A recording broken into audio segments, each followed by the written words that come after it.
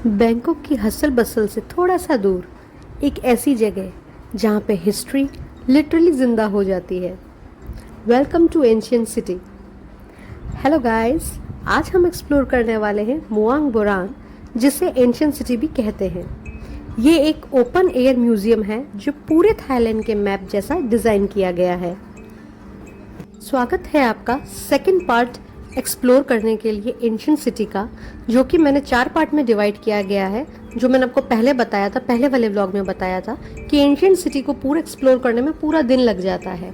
तो इसका एक सिंगल व्लॉग बनाना और एकदम कट शॉर्ट करके छोटा छोटा बनाना उसको एक जस्टिफाई नहीं करेगा। इसलिए मैंने डिटेल के साथ वीडियोस बनाए हैं इसके, और उसको मैंने 4 पार्ट में डिवाइड किया गया है ताकि आप उसको आराम से घर बैठे भी इंजॉय कर सकें, ताकि जब भी आप कभी जाएं वहाँ पर तो आपको पता हो कि कौन सी चीज़ मुझे देखनी है, कौन सी मुझे नहीं देखनी है, या मैं बिल्कुल सब कुछ एक्सप्लोर करना चाहता हूँ या चाहती हूँ। आज के इस व्लॉग में हम 2 एरियाज जो हैं इस एंशियंट सिटी के वो कवर करने वाले हैं। तो चलो चलते हैं और एक्सप्लोर करते हैं। ये जो प्लेस है वो 200 एकड़ से भी ज़्यादा एरिया में फैला हुआ है, और ये प्लेस थाईलैंड के रिच कल्चर और आर्किटेक्चर को एक ही जगह पे ले आता है। यहाँ के स्ट्रक्चर्स हों वो एकदम रियल मॉन्यूमेंट्स जैसे लगते हैं, या ये कह लो कि वो रियल मॉन्यूमेंट्स के रिप्लिकाज हैं या उनका इंस्पायर्ड वर्जन है।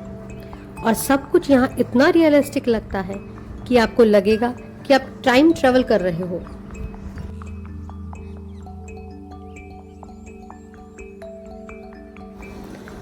ये कोई नॉर्मल पार्क नहीं है, ये एक ओपन एयर म्यूजियम है। ये एक टाइम मशीन जैसा लगता है, बस डिफरेंस ये है कि यहाँ पे एंट्री टिकट लगता है। यहाँ का एंट्री टिकट जो है एडल्ट के लिए जो है 800 थाई बात है, और जो चाइल्ड है उसके लिए 400 थाई बात है। लेकिन ट्रस्ट मी, ये पैसा बिल्कुल वसूल है जब आप यहाँ पे देखने आते हो तो। थोड़ा एक्सपेंसिव आपको लग सकता है ये, लेकिन सच मानो यहाँ पैसा देना बिल्कुल भी जो है वेस्ट नहीं है। आपको ये ज़रूर एक्सप्लोर करना चाहिए, और जब आप इसको देखोगे आप खुद को लगेगी ये चीज़ कि हाँ, मैंने जो अपने टिकट का जो प्राइस दिया है वो वर्थ था इसका।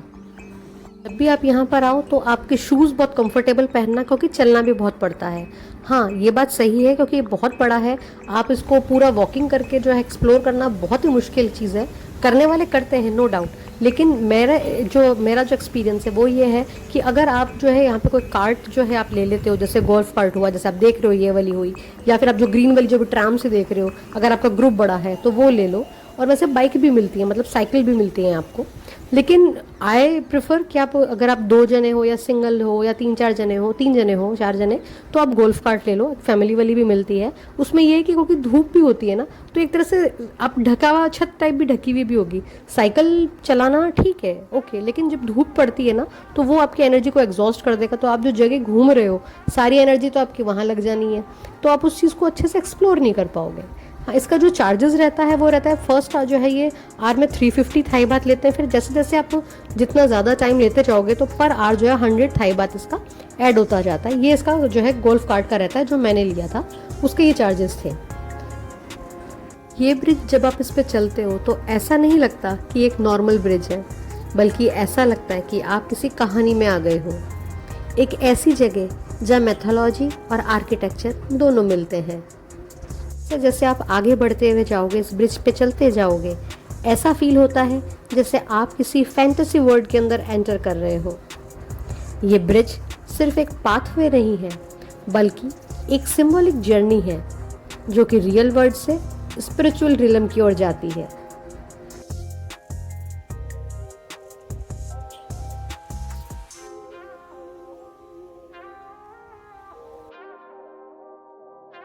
इस टेम्पल को जो आप देख रहे हो उसकी आर्किटेक्चर जो है ट्रेडिशनल थाई स्टाइल का है, और एक अपने आप में ही मास्टरपीस है।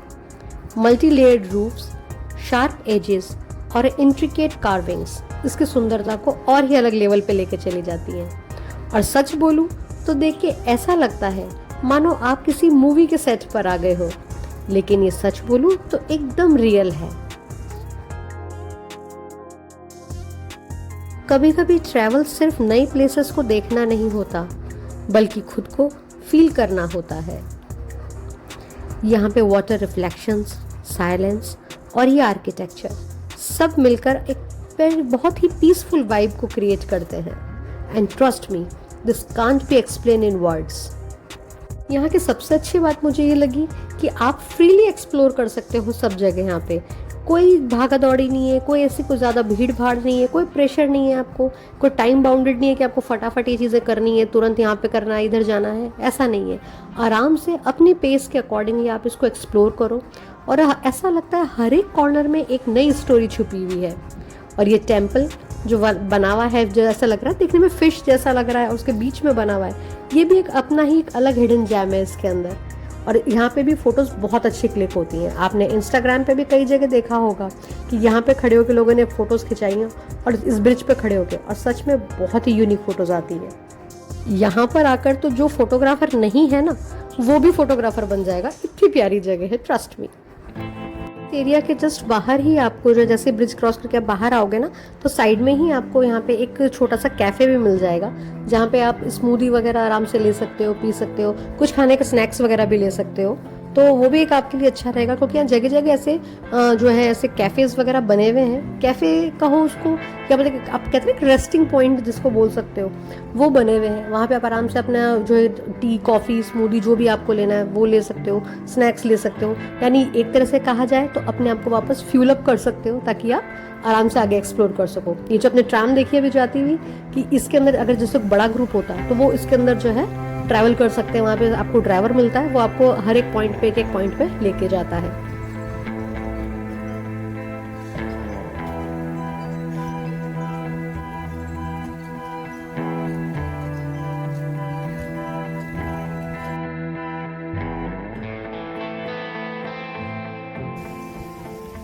ये जो नाव रखी हुई है यहाँ पे, पुराने टाइम की जो है रखी हुई है यहाँ पे नाव, वो देख के भी ऐसा लगता है जैसे, मेरे को देख के तो वो फील है जैसे मैं जो आते हैं ना हिस्टोरिक पीरियडिक, जो चाइनीज़ ड्रामा आते थे वो, या फिर आप ये थाई ड्रामास भी कह सकते हो, जो हिस्टोरिक पीरियडिक ड्रामास आते हैं, उसके अंदर जो एंशिएंट चीज़ें दिखाते थे, पुराने टाइम में ऐसा होता था, उस राजा के काल में ये होता था।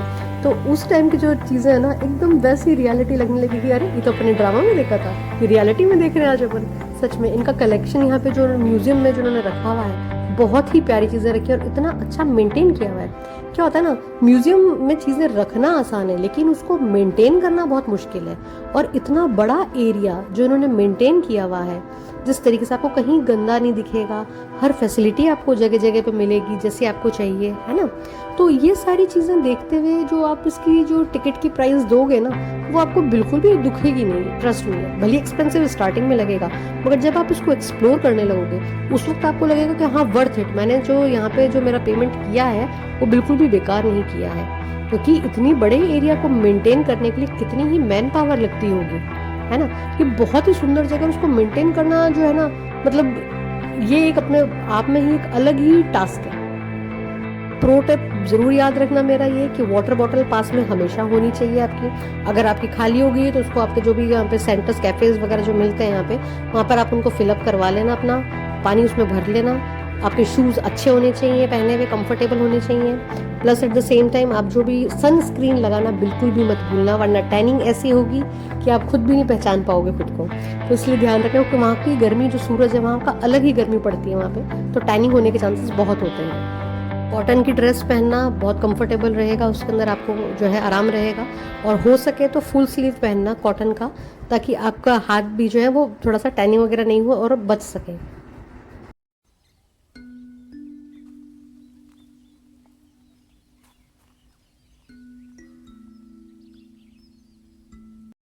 नेक्स्ट पार्ट जो हम यहाँ देखने वाले हैं वो ये वाली आइकॉनिक बिल्डिंग है। ये जो आप देख रहे हो, ये एंशिएंट सिटी की एक आइकॉनिक पवेलियन है जो पानी के बीच बना हुआ है। इसकी मल्टी लेयर्ड रूफ और गोल्डन डिटेल्स यहाँ का थाई आर्किटेक्चर का परफेक्ट एग्जाम्पल है। तो चलो चलते हैं और एक्सप्लोर करते हैं।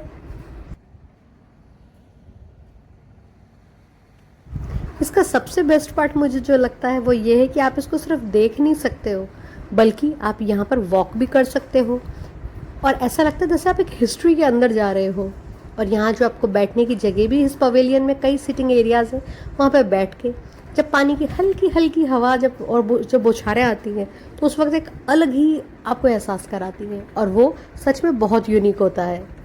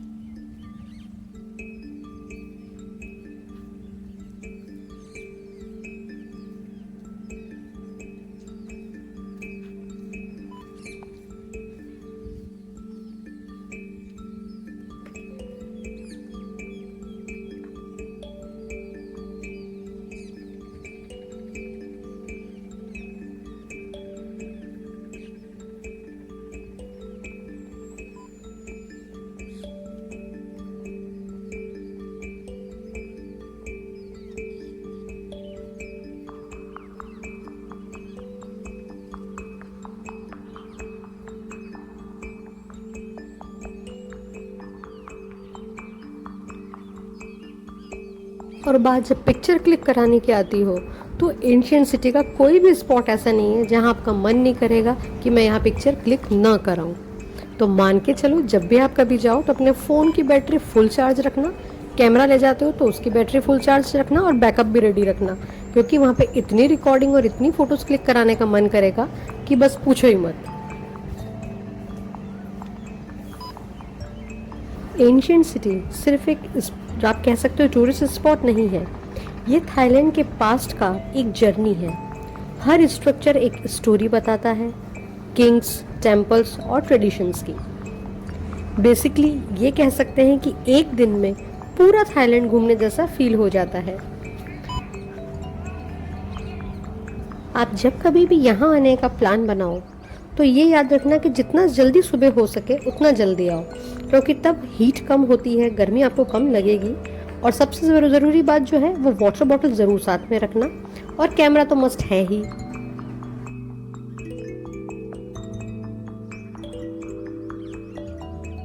जब मैं गई थी तब इस हॉल में वहाँ एंट्री मना थी, क्योंकि बहुत सारे मंक्स वहाँ पे थे और उनकी शायद कोई रिचुअल्स या कोई पूजा वगैरह चल रही थी, वो जो है मंत्र जो है वो चैंटिंग कर रहे थे, तो इस एरिया में जो है जाना मना था। प्लस जो है कुछ एक पर्टिकुलरली साइड इसी के अंदर यहाँ पर कंस्ट्रक्शन भी चल रहा था, तो सॉरी फॉर इनकन्वीनियंस लिखा हुआ था, तो कई जगह यहाँ पे और भी नहीं जा पाए थे।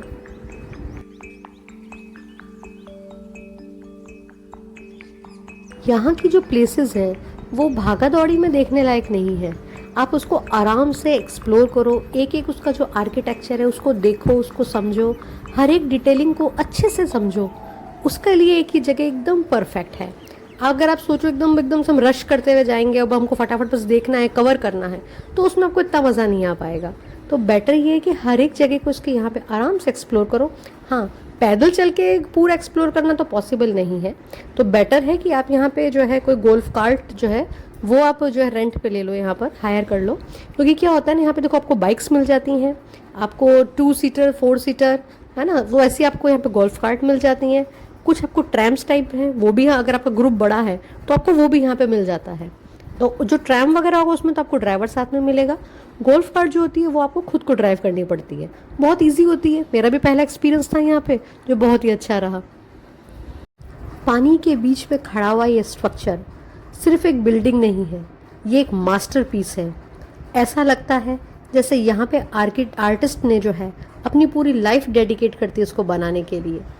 बीच बीच में ये सिटिंग एरियाज ऐसे दे रखे हैं जहाँ पे सब लोग जो है बीच में गर्मी से बचने के लिए रेस्ट भी कर रहे हैं। तो बहुत ही सीनिक और बहुत ही प्यारी जगह लगती है जब आप यहाँ जाते हो, यहाँ बैठते हो, एक अलग ही आपको जो है एहसास होता है। यहाँ जाके मुझे बड़ी एक प्रॉब्लम हुई, ये समझ में नहीं आया कि फ़ोटो लूँ या वीडियोस बनाऊँ, पर सच में मैंने दोनों ही इसी तरह मैनेज किए और ये बहुत ही मज़ेदार एक्सपीरियंस रहा मेरी लाइफ का।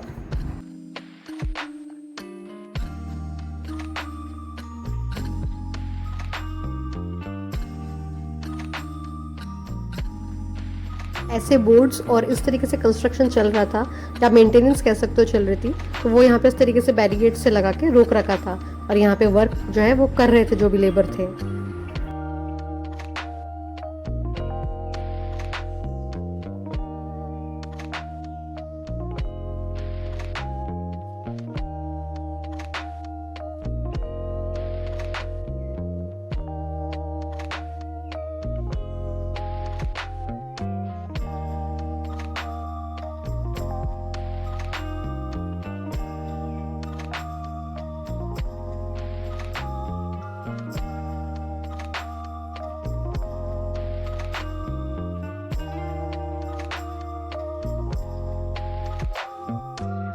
एक दिन, एक जगह और पूरी हिस्ट्री का एक्सपीरियंस, सच में अनबिलीवेबल और जिसको वर्ड्स में जिसे हम बयान नहीं कर सकते, इतना खूबसूरत।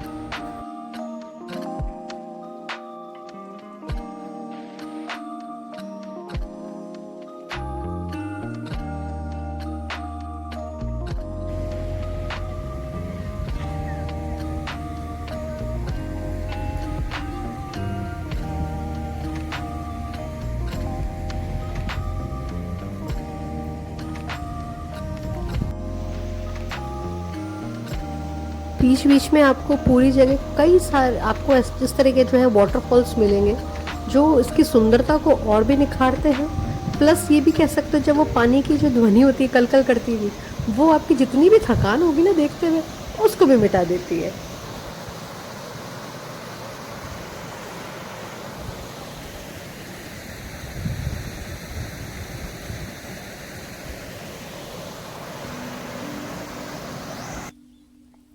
एंशियंट सिटी एक ऐसी जगह है जहां आप सिर्फ मॉन्यूमेंट्स को नहीं देखते हो बल्कि आप उन्हें फील करते हो। आई होप आपको ये जर्नी पसंद आई हो। In a single day, the ancient city offers a glimpse into centuries of culture, art, and tradition.